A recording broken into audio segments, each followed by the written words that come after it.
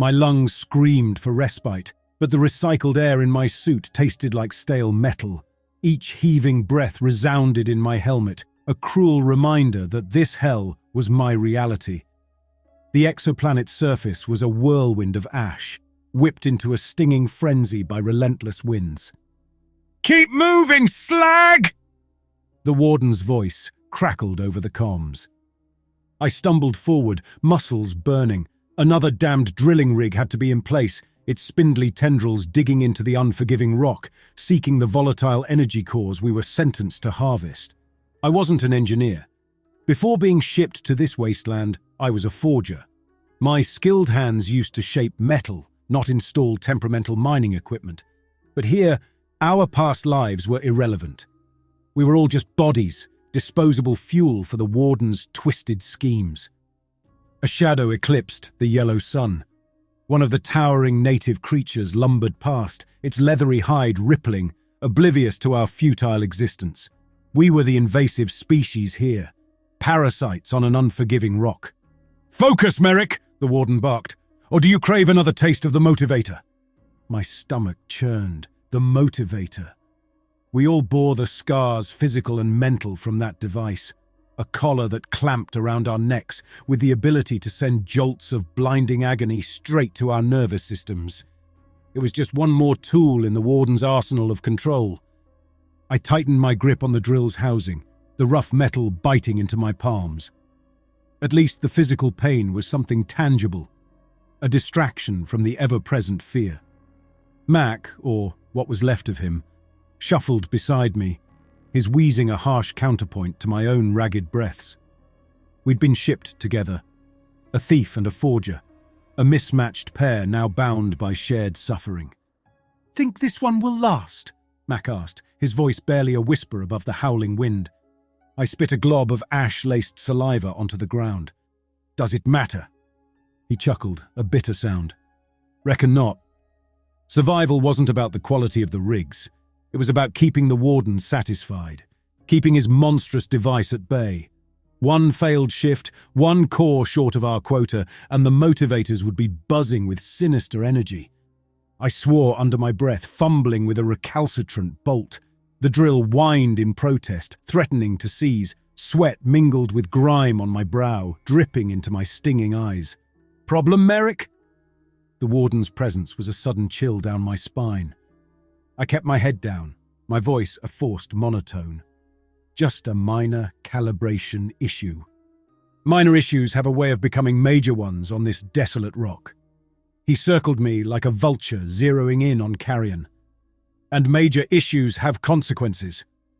I swallowed hard, every muscle in my body screaming to attack, to run, to do anything other than stand submissive under his cruel gaze. But that was his true power. He didn't just hold the motivators. He held the fragile thread of our sanity. One wrong move, one sign of defiance, and we could be pushed past breaking point. There were worse things on this planet than the ash storms. Things the warden spoke of in hushed tones. Dark experiments hidden deep in his mountain fortress. "It's fixed!" My voice shook with suppressed rage, not fear. "See that it stays that way." There was a chilling amusement in his tone. He knew I'd gotten a taste of rebellion, knew I danced on the razor's edge. Whether he'd use that spark against me, only time would tell. And on this unforgiving world, time was the one thing none of us had in abundance. The warden lingered for a heartbeat longer, the silence amplifying the oppressive whine of the drill. Then, with a final crackle in the comms, his presence receded. My fists clenched around the worn metal of the drill housing. The urge to smash it into the ash-covered ground was overwhelming. "Easy now," Mac wheezed, his voice barely audible over the wind. "He wants us tired, scared, makes us easier to control." He was right, of course, but the defiance simmered under my skin. I focused on the task at hand. Mac shuffled to connect the energy core conduits, his movements slow and labored. The man was a shell of his former self, his once nimble fingers clumsy and scarred, another casualty of the motivator's cruel ministrations. As the last connection snapped into place, a sudden tremor ran through the ground. The drill whined in protest, its mechanical shriek swallowed by the rising moan of the wind. I glanced up, heart clenching. A towering dust devil, a swirling vortex of ash and debris, materialized on the horizon. "Get back to the crawler," I barked, grabbing Mac's arm. The old man stumbled, his legs buckling under the sudden urgency. The dust devil grew, a monstrous serpent of destruction, coiling closer. Panic bloomed in my chest, choking out the stale air. We wouldn't outrun this. The rickety transport crawler, our only protection from the planet's harsh environment, stood 100 meters away, an eternity in the face of the approaching Leviathan. "This way!" I yelled, dragging Mac towards a cluster of jagged rock formations. They wouldn't offer much shelter, but they were better than nothing. We scrambled over the uneven terrain, lungs burning, muscles screaming. The roar of the dust devil filled the air, a deafening screech that threatened to shatter my eardrums. Sand whipped against my face, stinging my eyes. Just as we reached the meager cover of the rocks, the dust devil slammed into the drill site. The metallic shriek became a death knell as the flimsy rig contorted and buckled under the onslaught. A blinding flash illuminated the scene, the core overloading, the stored energy erupting in a brilliant suicidal explosion. We huddled under the overhang, bodies pressed together for warmth and a semblance of security. The wind howled, a banshee's wail drowned out by the deafening explosions as secondary components of the rig detonated. Through the dust-choked haze, I saw the warden's silhouette emerge from the wreckage. He stood there, a solitary figure against the churning storm, his voice booming through the comms. "Merrick, you're responsible for this. Prepare to face the consequences." The anger surged through me, hot and bitter. Another rig lost, another failure on my record, another excuse for the him to unleash his cruelty. But this time, something snapped inside me. "Screw you!" I snarled into the comms, my voice raw with defiance. "Maybe you should come down here and see how we live." Mac gasped, his eyes wide with terror. I knew I'd crossed a line, but the words tumbled out before I could stop them. The comms crackled with static, then the sound of the warden's laughter drifted across the ravaged landscape. "So eager to join your little rebellion, Merrick? Very well, consider your wish granted." The laughter cut off abruptly, replaced by a low hum. My blood ran cold. The motivator. He was activating it, upping the power. My vision spun, the familiar tremor starting in my hands and spreading like a plague through my body. But this time, something was different. The pain wasn't the sole focus. Images flashed in my mind, blurry glimpses of a hidden chamber within the fortress, of writhing figures connected to machines. They called to me, beckoned me with a strange, desperate clarity. Then, with a searing flash of white-hot agony, the world went dark. I awoke to a cold, metallic tang on my tongue and the rhythmic thrumming of some unseen machine. Panic clawed at my throat, the last moments before the blackout flooding back. My defiant shout, the warden's wrath, the agonizing surge of the motivator. But there was no pain, just a dull ache in my muscles and a throbbing in my head. I blinked, vision blurry at first, then slowly sharpening to reveal a cramped cell. Metal walls and a grate for a door were all I could see. The warden hadn't thrown me out to the ash storms or the dust devils, yet. This was something new, something unknown. A metallic clang came from the corridor beyond the door. I scrambled to my feet, adrenaline coursing through me. A heavy figure materialized in the hallway, the warden's silhouette distorted by the light. He didn't wear his usual uniform. This was a black, form-fitting suit, unfamiliar and vaguely sinister.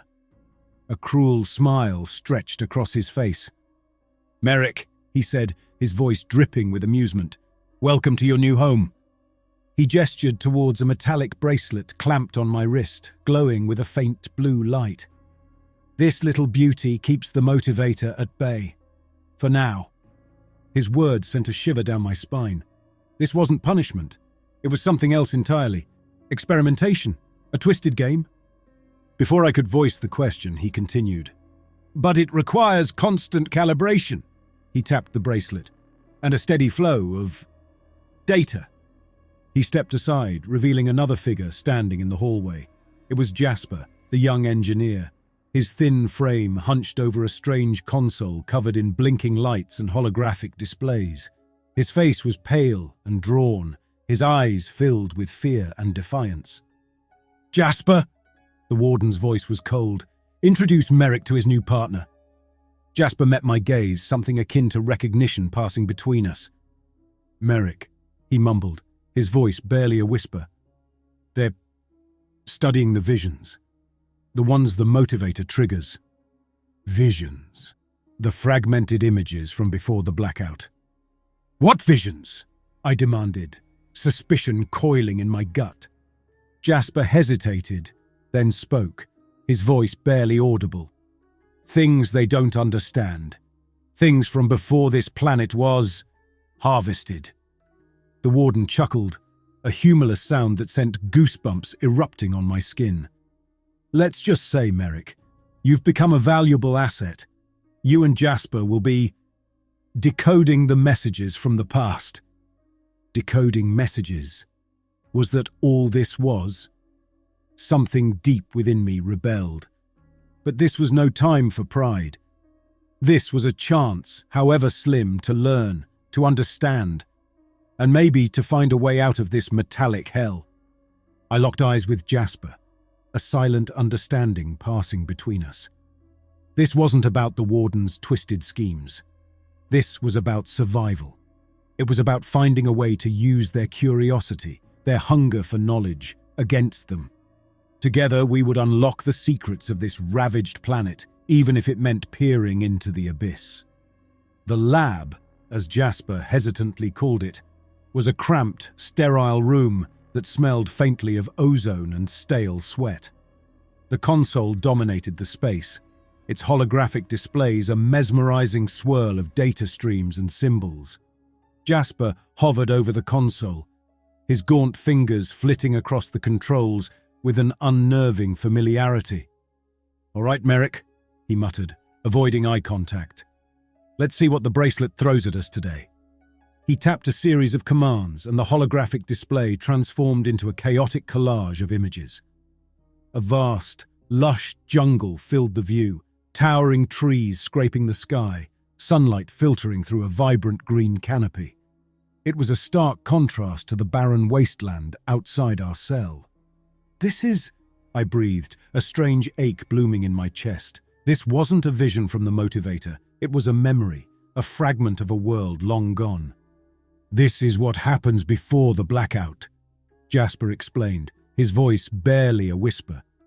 "The bracelet tries to tap into your memories, but—" He trailed off, gesturing towards the image. "But it gets mixed up with something else," I finished, a cold realization dawning on me. We weren't just reliving the past.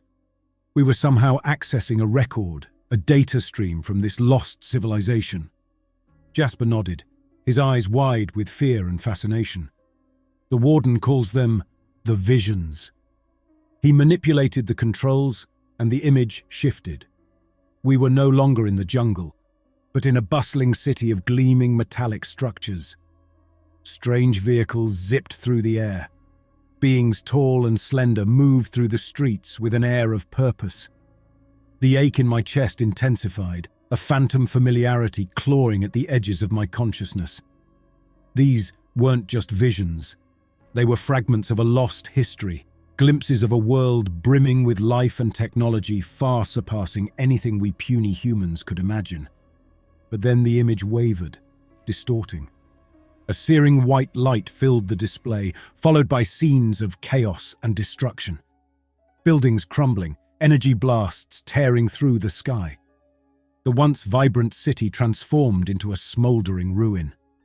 The vision ended with a silence. The holographic display faded to black, leaving us in the sterile, oppressive reality of the lab. What was that?" I stammered, the weight of what we'd just witnessed pressing down on me. Jasper let out a shaky breath. The warden thinks it's a weapon. A self-destruct mechanism that triggered when the planet was harvested for its core energy. A weapon? Destroy their own world? These beings, whatever they were, seemed far more advanced than the barbaric act of stripping a planet bare suggested. "There's more," Jasper said, his voice barely audible. "The visions, they're not random. They're leading somewhere." He tapped a series of commands, and the display surged back to life. This time, it wasn't a lush jungle or a bustling city, but a vast underground chamber. Strange symbols glowed on the walls, and in the center, a sphere of energy hummed. A primal fear gripped me. This wasn't just technology. It was something else entirely. A weapon, perhaps, but one fueled by something far more potent, something primal. "What is that?" I asked, my voice a hoarse whisper. Jasper shook his head, his face pale. "I don't know," he admitted. "But I have a feeling it has something to do with why we're here. Why the warden is so interested in these visions." The weight of his words settled in the air. We weren't just lab rats, poking at the remnants of a dead civilization. We were on the verge of uncovering something far more dangerous. A cold resolve settled in my gut. We couldn't stop here. We had to unravel the secrets of the visions. We had to find out what destroyed this advanced civilization. "We need to learn more," I stated, my voice firmer than I felt. "Everything we can about these visions, this weapon, this energy source." Jasper met my gaze. "He won't allow it. He rations our access to the visions. We need a way to bypass the restrictions." Jasper's eyes widened. "Those are forbidden protocols. Messing with them could fry the bracelet, or worse, trigger a permanent lockdown."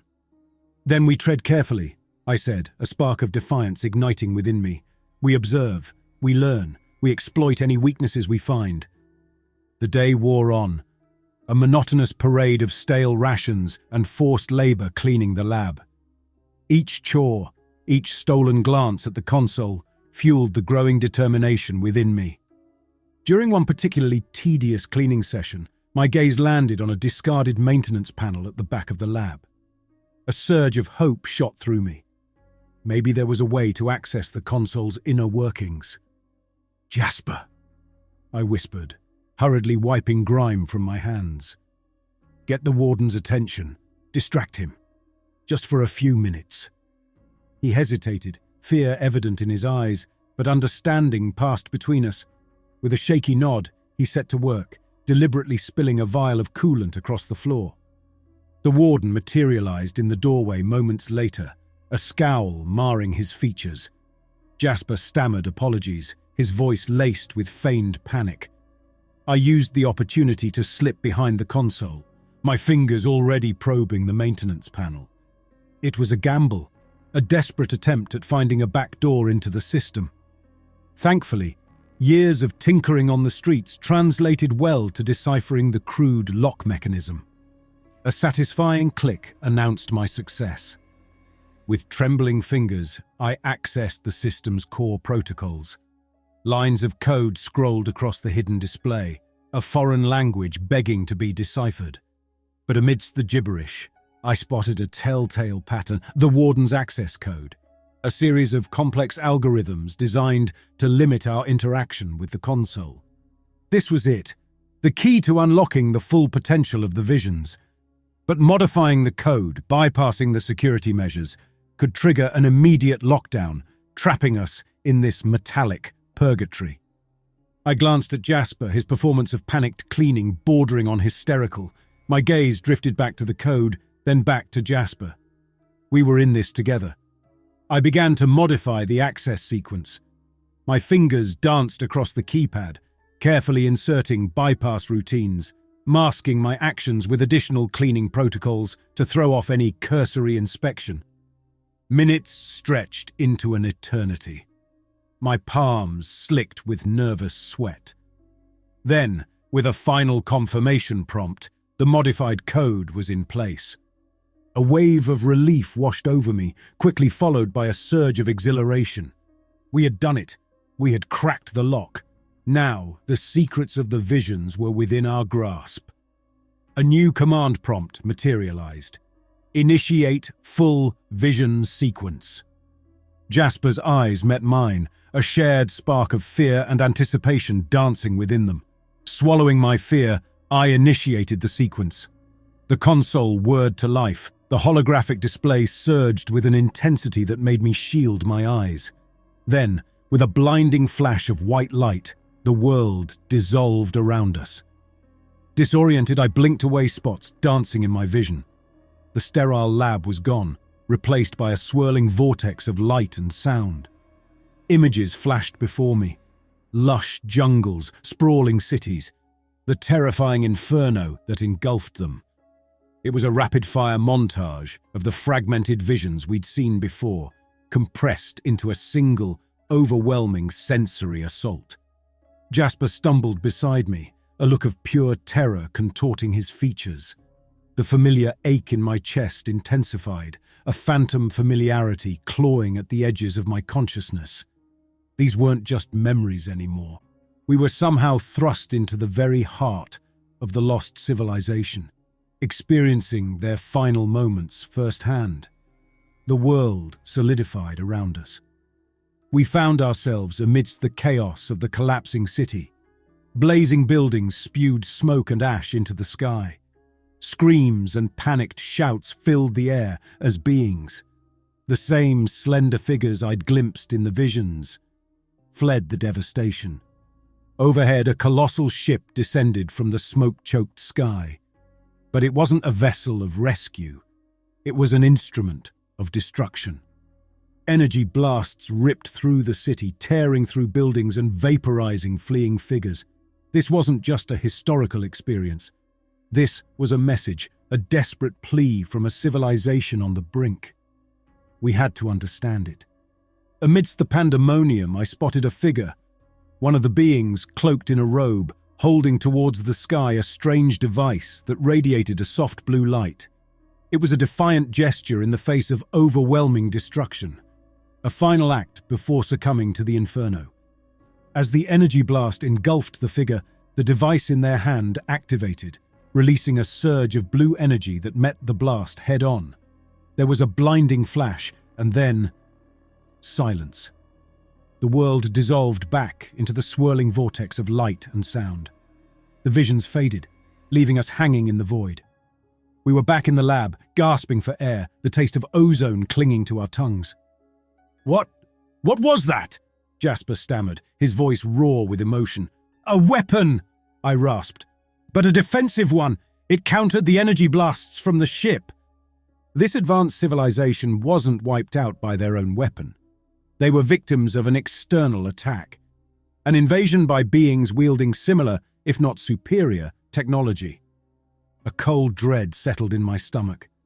The warden wanted to unlock the secrets of the weapon, but its true nature was something more. A desperate shield against an even greater threat. "We need to record this," I said, urgency lacing my voice. Every detail, everything we just experienced. As the last segment of the recording finished, a sense of exhaustion washed over me. We had taken a dangerous gamble, and by the looks of it, we'd won. Now the question remained, how would we use this newfound knowledge? A clanging sound from the corridor brought me back to reality. The warden was returning. We scrambled to deactivate the console, returning everything to its pristine, pre-modified state. The metal door hissed open, revealing the warden's grim visage. He scanned the room, his gaze lingering on the console for a beat too long. "Finished cleaning?" he inquired, his voice devoid of warmth. "Yes," Jasper gulped, his face pale. The warden grunted, his suspicions seemingly abated. He turned to leave, then paused. "See to it that the visions remain concise. There's no need for unnecessary theatrics." He exited the lab, leaving us in the sterile silence. I exchanged a look with Jasper, a silent understanding passing between us. He suspected something, of course, but without concrete evidence, he wouldn't risk pushing his luck. Days morphed into weeks. The barren wasteland beyond our cell became a monotonous blur, punctuated by grueling labor shifts and the warden's watchful eye. Yet, within the sterile confines of the lab, a quiet rebellion simmered. Jasper and I spent every spare moment analyzing the recording, dissecting every part of the ruined city, every nuance of the dying civilization's desperate defiance. It was a puzzle with far-reaching consequences, a story woven with threats both from the warden and the unseen menace who'd wiped out an entire world. And with every new revelation, a terrifying truth dawned on me. The warden craved power, that was no secret. But his obsession with the visions didn't stem from a desire to simply understand the past. He wanted to replicate the city's defensive shield, to use it as a bargaining chip. He was blind to the irony. He aimed to protect himself from the very forces that had destroyed the original creators. Each night, after lights out, I lay awake, my mind racing. The recording was a double-edged sword. It gave us a fighting chance against the warden, but it painted an even larger target on our backs. If our secret got out, we weren't just prisoners anymore. We were the key to unimaginable power. One morning, the warden summoned us to the lab. His usual stoic facade cracked, a subtle gleam in his eye hinting at barely contained excitement. "Gentlemen," he said, "I believe we've finally made a breakthrough." A new set of images appeared on the console's display. Blueprints, schematics of the device the robed figure had held towards the sky. We had seen fragments of these, but now they were laid bare, translated into technical language. "Using the data from your—" He paused, the word theatrics hanging unspoken in the air. "Work. We've been able to reconstruct the theoretical workings of their shield. It's a complex undertaking, but..."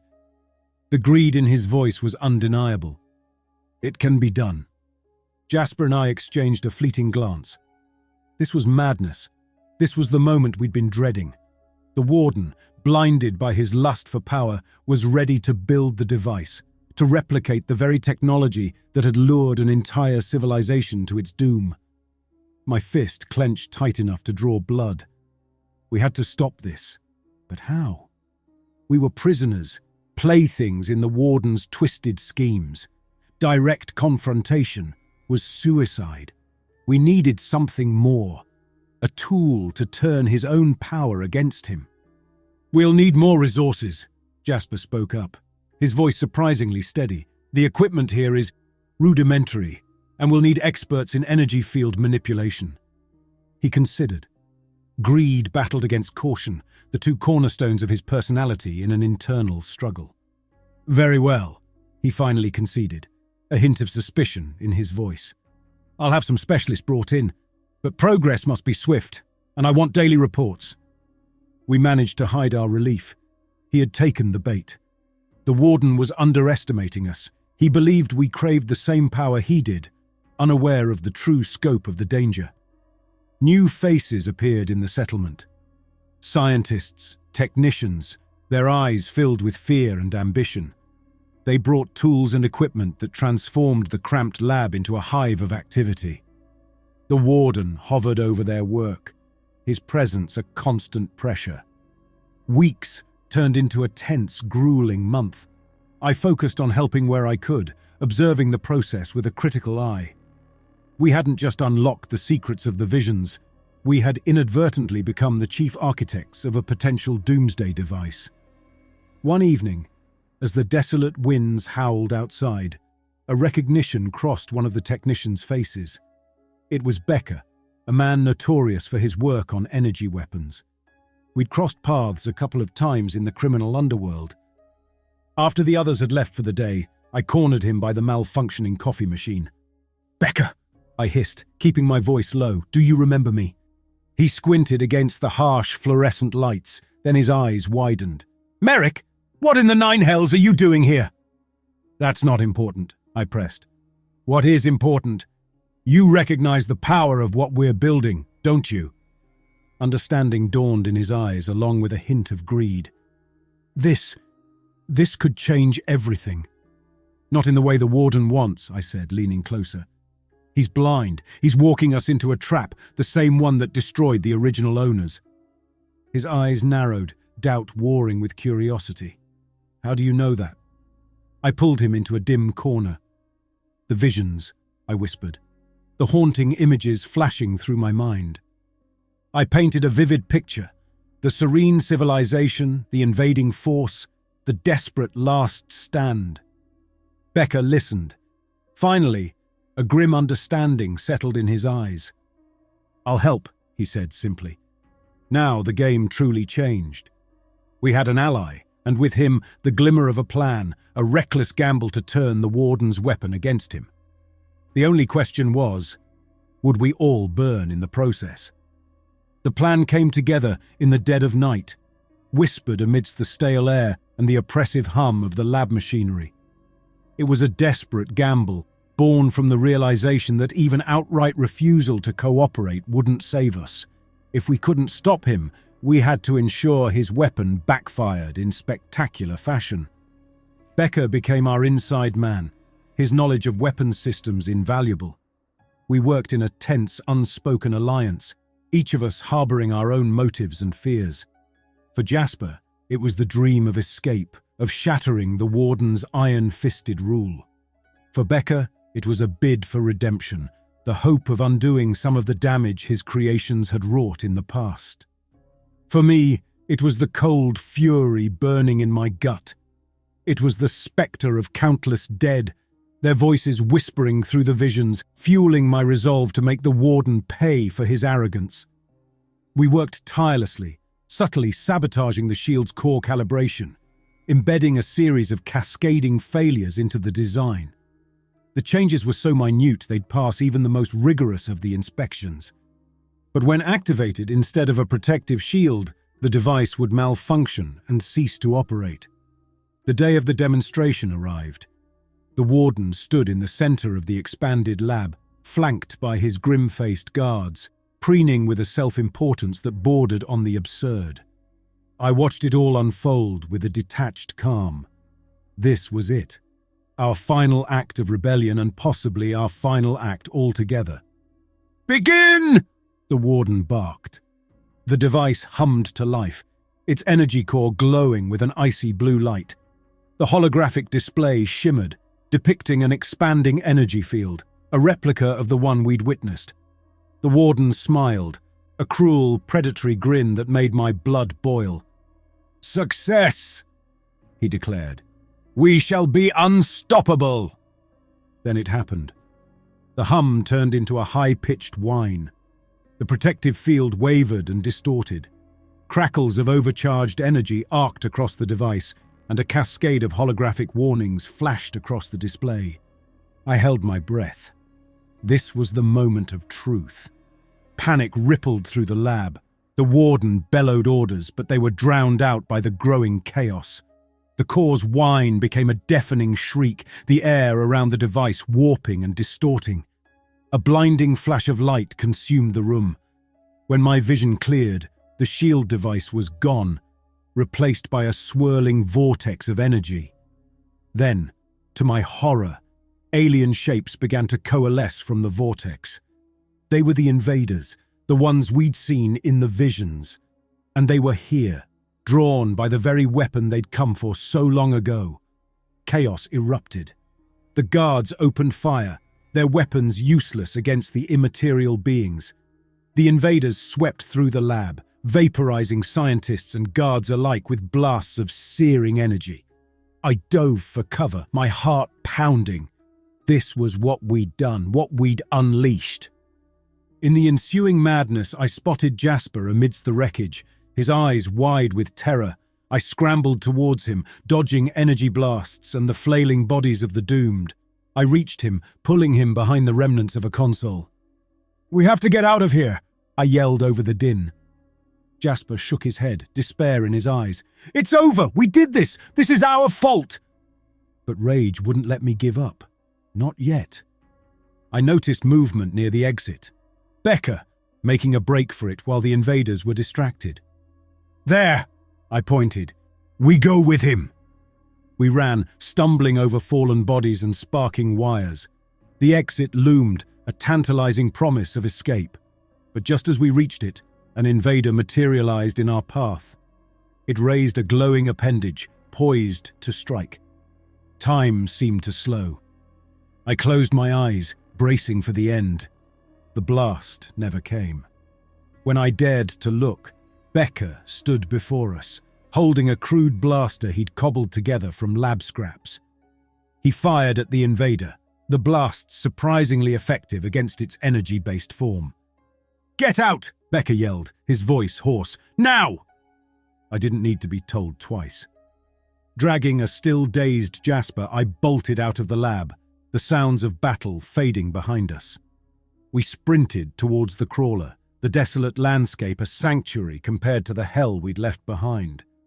We reached the transport, clambering inside. Jasper was still in shock, mumbling incoherent apologies.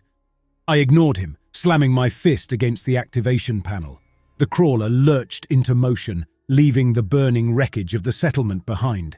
We were free. But the memories of those we'd failed, the screams of the doomed, and the knowledge of the terror we'd unleashed upon the wider world, those would haunt me forever. We didn't celebrate our escape. The crawler rattled through the ash-choked landscape, its mournful hum a grim accompaniment to our heavy silence. The settlement burned in the distance, a pyre for the dead and a stark reminder of the horrors we'd helped to unleash. Jasper huddled in a corner, his once hopeful eyes clouded with despair. He hadn't stopped muttering a litany of apologies, a broken record trapped in the grooves of his own guilt. Becker sat stoically, his gaze fixed on the desolate horizon. The years of ruthless dealings had etched themselves into his face, but his eyes now held a depth I hadn't seen before. I piloted the crawler, each jolt sending a fresh wave of remorse through my body. We were free, yet condemned. Exiles in our own wrecked world, bearing the weight of countless deaths on our shoulders. "We have to warn the others," Jasper finally said. "The outposts, the settlements. They have to know what's coming." Becker grunted in agreement. "He won't be the only one with those schematics. This will happen again." As the crawler rumbled on, a new resolve hardened within me. It wasn't enough to escape. It wasn't enough to simply survive. We had become the inheritors of a terrible legacy, the harbingers of a new age of destruction. "We won't just warn them," I said. "We'll teach them. We will show them the price of this power, the devastation it leaves behind." The plan was born out of desperation, a glimmer of purpose in the ashes of our past sins. We would become nomads, wanderers in the wasteland. We would find every outpost, every isolated colony, and share the truth, not just about the weapon, but about the civilization it destroyed, the arrogant pursuit of power that led to their downfall. It wouldn't absolve us, it wouldn't bring back the dead or reverse the course of events we'd helped set in motion. But it was a way to give meaning to our wretched survival, a way to chip away at the darkness we had inadvertently unleashed.